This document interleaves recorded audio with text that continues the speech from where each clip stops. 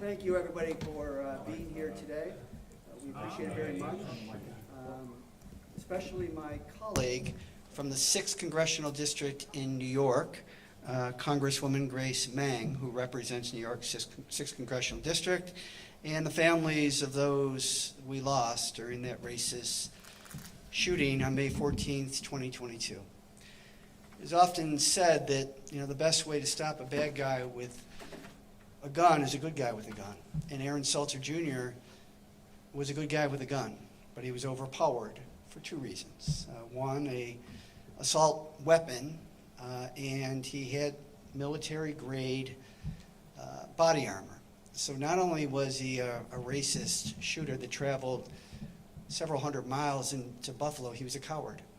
He was a coward because he staked out the supermarket at least 2 times that we know of before he executed his evil plot. And he knew that Aaron Salter Jr., former Buffalo police officer, was armed. And he did what he could do to protect himself while killing 10 innocent people and injuring 3 more. So today and every day we remember Celestine Cheney, Roberta Drury, Andre McNeil, Catherine Massey, Margus Morrison, Haywood Patterson, Aaron Salter, Geraldine Talley, Ruth Whitfield, and Pearl Young. So after the terrible tragedy of May 14th, Grace had reached out and said that she wanted to do something to be helpful to ensure that this does not happen to other innocent people in areas not only throughout New York State but throughout the nation. And we came up with the Aaron Salter Jr. Responsible Body Armor Bill, which prohibits the sale, the transfer, or possession of enhanced body armor by civilians with the exclusion of law enforcement and active duty military personnel.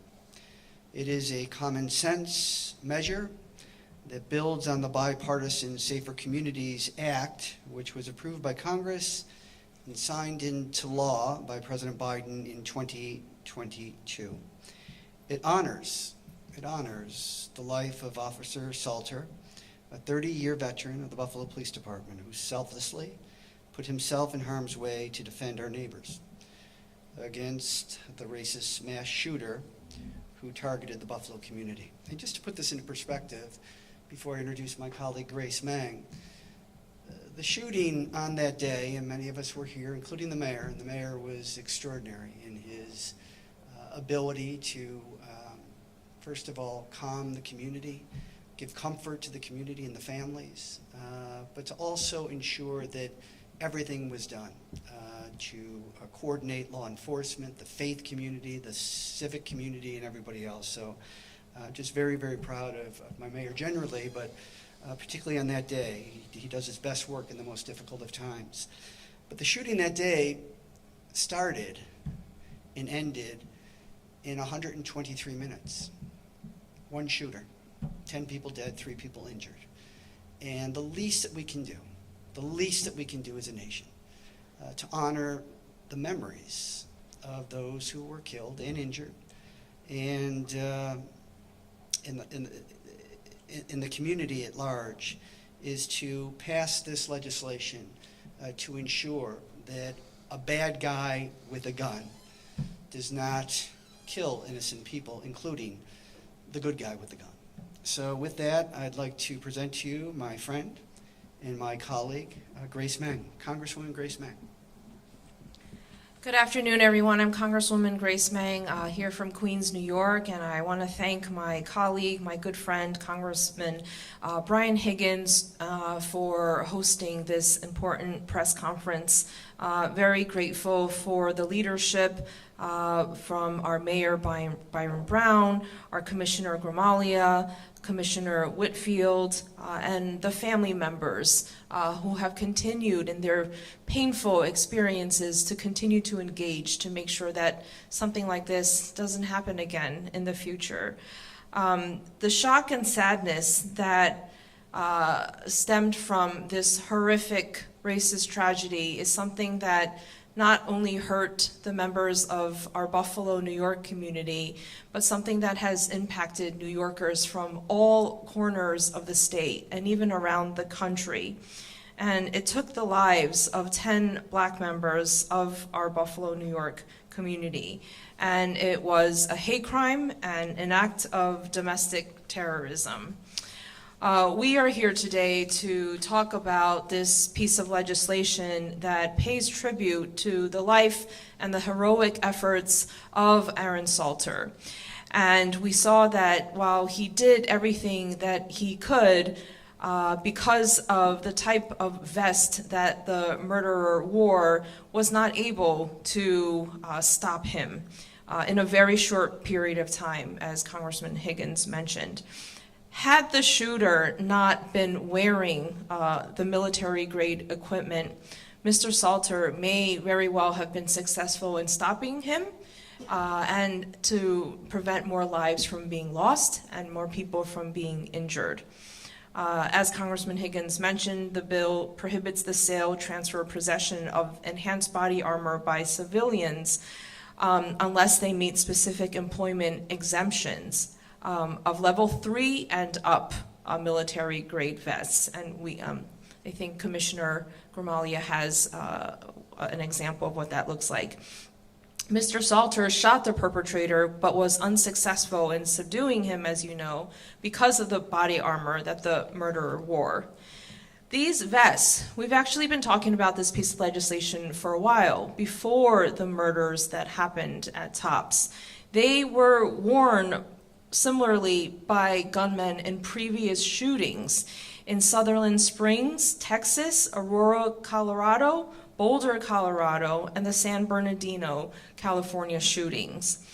And so had the gunman not been able to access body armor, and he did so in another state, Mr. Salter, who had immediately confronted the shooter, may have been able to subdue him. And so in similar mass shooting instances, the body armor that the perpetrators are wearing allows them to continue their devastation despite security guards, police, law enforcement having confronted them in a timely manner, doing everything they were supposed to do in a heroic manner. So we want to make sure that something like this never happens again, and we are doing this in the honor of Mr. Salter's life and heroic deeds, and to pay tribute to the people that were injured and lost on that fateful day. So thank you so much to Congressman Higgins and to everyone in the Buffalo community for including me in this press conference. Buffalo City Mayor Byron Brown. That's okay. Thank you very much. I want to thank Congressmembers Brian Higgins and Grace Meng for introducing this critically important piece of legislation, for their passion and for their leadership on this critical issue of focusing on enhanced body armor and making sure that people who have no need to have the enhanced body armor are able to purchase it or possess it. As we all well know now, if not for that body armor, Aaron Salter, working as a security guard in the Tops, would have been able to stop that individual from committing mass murder. 10 precious lives in our community taken, 3 others wounded, and as we know, Lieutenant Salter exchanged fire with the shooter, actually hit the shooter, but because of the body armor, was not able to stop that individual. Also, certainly, Aaron Salter is a hero, and if not for his heroic actions slowing down that shooter, more people would have been killed at the tops. As Congressman Higgins and Congresswoman Meng have indicated, the families also are heroes. And I want to recognize, again, the families that are here, the family of Ruth Whitfield, former Commissioner of Fire Garnell Whitfield here, the family of Pearl Young, and Zanetta Everhart, representing her son Zaire Goodman, who was wounded in the attack and fortunately survived the attack.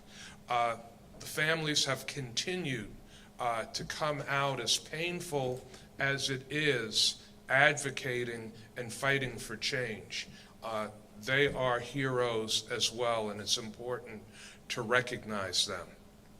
You know, we are very fortunate to have members of Congress like Congressmember Meng, Congressmember Higgins, who do not forget, who continue to push and to fight to introduce legislation like this to make sure that what happened here in Buffalo on May 14th, 2022 does not continue to happen in other places in the country. It is imperative that our federal government do more to prevent these kinds of tragedies from occurring. This legislation from Congressmembers Meng and Congressmember Higgins goes a long way in making it more difficult for people to perpetrate this kind of crime and get away with it safely. It should not happen. I also want to recognize our Police Commissioner, Joseph Gramaglia, whose police officers, after the call went out, responded in minutes, in less than 2 minutes. We've seen in other parts of the country what an ineffective police response looks like. Here in Buffalo, the police response was incredibly swift, incredibly effective, but as you heard from Congressman Higgins, with the assault weapon, this shooter was able to perpetrate this crime in minutes, even with the police responding as quickly as they did. If the police response had not been that quick, that swift, more people would have lost their lives as well. So it's my pleasure to introduce our Buffalo Police Commissioner, Joseph Gramaglia. Thanks, Mark. First off, I want to thank Congresspersons Higgins and Meng for this bill, and especially for naming it after Lieutenant Aaron Salter. It's it's a tribute and an honor to have his name associated with this. Any level of protection that can make our community safer, we're certainly going to accept. We're going to take that. In this situation, we saw what happened. We saw that the sidearm was ineffective because of the level of vest that was worn. It's an active shooter style vest. And that's the same sidearms that our officers who responded to that scene had as well. So it's having something that will put another law in place to ban the sale and the possession and the use of that type of a vest. We are grateful for. This bill also comes with the full support of the Major City Chiefs Association that represents the 70 municipal largest police departments in the United States and 9 in Canada. They fully endorse this bill and throw their support behind it as well. And as I said, I can show you after, brought a vest that's an example of the type of vest that would be banned for use from this. So again, I thank both of the congresspersons for taking action on this and for the naming. So thank you. Yeah, thank you, Mayor, and thank you, Police Commissioner Joe Gramaglia. We also want to give Zanetta Everhart, whose son Zaire Goodman was injured on that day, and newly elected member of the Buffalo City Council, member-elect of the City Council. Zanetta. Thank you, Congressman Higgins, and thank you, Congresswoman Meng, for introducing this bill. And as the mayor said, not forgetting is very important, that we don't forget and that we continue to have these conversations, but also put action behind these conversations with legislation. So thank you very, very much. I'll be very, very brief. And I just want to say that just like assault weapons, military-grade assault weapons don't belong on our streets. Neither does military-grade armor. And it is time that we do something about it. And that's what the congressman and the congresswoman are doing. And I'm just grateful on behalf of Zaire for their leadership and for them not forgetting. Thank you.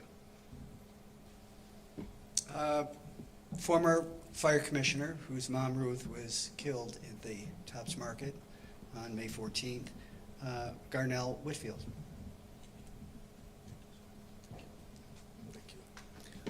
Good afternoon. First of all, on behalf of Mrs. Kimberly Salter and her family who were unable to be here today, on behalf of all of us, all of the families, we want to thank Congresswoman Meng and Congressman Higgins for putting forth this common sense bill. As Zanetta said, just like with the assault weapons ban, this bill, I think it's important to realize and to recognize that this bill is not talking about barring the sale of body armor, only the higher grade of body armor, the military grade body armor. And so it's important that we make a distinction that they're not outlawing all types of body armor, just the kind that was used on May 14th, just like with the assault weapons. And nobody's taking away those persons' body armor who already have this type of body armor. We're talking about preventing the sale and the acquisition of it going forward. So I think that's an important distinction to make. Again, on behalf of all of us here, we're thankful for this common sense legislation and look forward to helping to champion it any way we can. Thank you. And I just want to recognize Damon, who was going to speak, but he's preoccupied with parental responsibilities.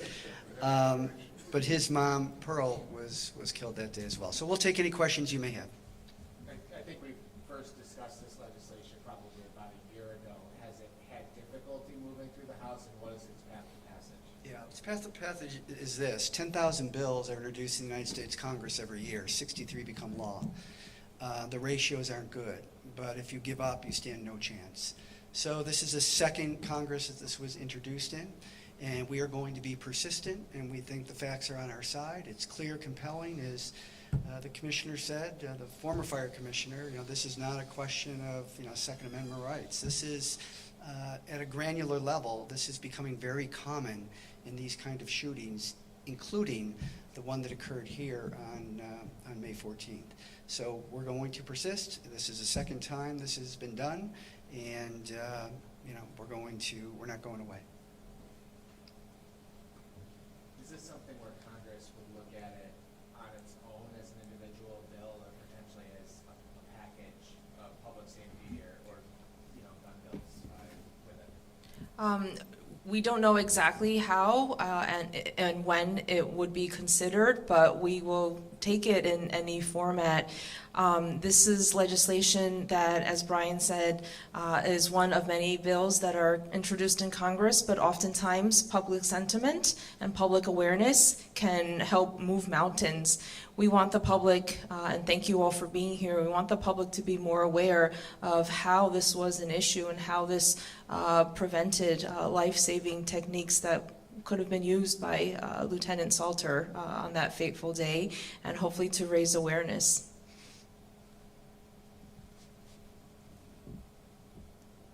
I don't want to hog all the questions, but Lieutenant Salter's family, I think, had some involvement in talking to members of Congress last session. Are they still involved as far as lobbying for this? All of the victims' families have been in direct contact with members of Congress, not only the local delegation, the New York State delegation, but Zanetta testified at a hearing, a congressional hearing, Commissioner Whitfield also. So this is an effort that you just have to persist. And the more information that becomes available, the more clear it is that these are very rational, common sense approaches toward the goal of not bringing those who were killed back, because that won't happen, but preventing this from happening again. And it's tough. You know, we just finished a federal aviation bill. Took 10 years, and they're trying to undermine it. So you've always got to be vigilant. You've always got to be on top of this, and you're playing offense and defense. But, you know, Grace has great experience with this. I have experience with this, and our hope is that we can instill in our colleagues an appreciation for the wisdom of doing this bill. Some people might say when someone's motivated and as evil as this shooter is, that they're going to find a way to carry out whatever they want. But how would this have changed that scenario? Do you think this would have changed anything? Would he have been able to find a way to get access to this kind of equipment, even if it were illegal? It's going to be tough, but you have to start somewhere. You know, you're not going to get anywhere if you don't take that first step. This is the first step. Lieutenant Aaron Salter's round was dead on target. We know that from where it hit that vest. We also know from the video it had zero effect on this individual. You have a lower grade vest, it's still going to have an impact, which would have allowed him to continue on his attempt to terminate that deadly rampage. That had no effect. When you put these heavy military grade body armor on, you know that you're going to be able to pretty much walk through anything.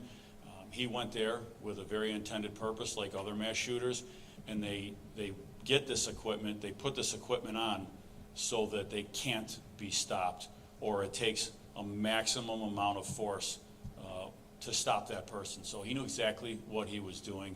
Got to start somewhere. This is a great first step. Commissioner, can you show us the vest and sort of explain what it is that, how police use it and what we're looking at damage potentially?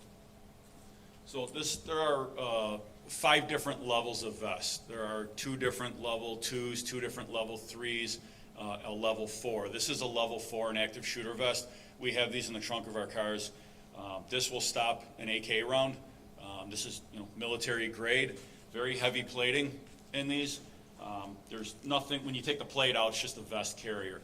But this is the type of equipment, it's going to stop anything. It's going to stop an AK round, as I said. So it's, again, an intended purpose when someone is going to wear it for ill-intended purposes, for criminal purposes. So these are very heavy. They're not standard everyday wear. Our officers wear level 2 vests that will stop handgun rounds, varying levels of handgun rounds. But, you're talking 25 plus pounds in this. So, they are available to our officers in the cars. If they were to encounter a situation, they could go to the trunk, get these out. I will note that our officers in this particular situation, they didn't do that. They literally went right to work. They put their own lives in danger to terminate this threat. And just reiterate what the law is in New York State right now versus across the country. So in New York State, it is illegal to possess, purchase, or wear any body armor, and no matter what the level, it's a misdemeanor. If you are in the process of committing a violent felony while you're wearing body armor, then it rises to the level of an E felony. So, there's no federal statute that I'm aware of that would bar this. So, as I said, this is a great first step in taking some federal action. I don't know all the laws of the states across the country. We know that not every state has the same laws, so I don't know if there's other states that have laws barring that or that you can purchase. And again, it also goes back to your employment, so I want to put that out there. But it doesn't prevent someone from buying this from another state where it's legal and then bringing it back. Just like the extended magazines that were purchased, they were purchased in Pennsylvania where it was legal. Anyone else?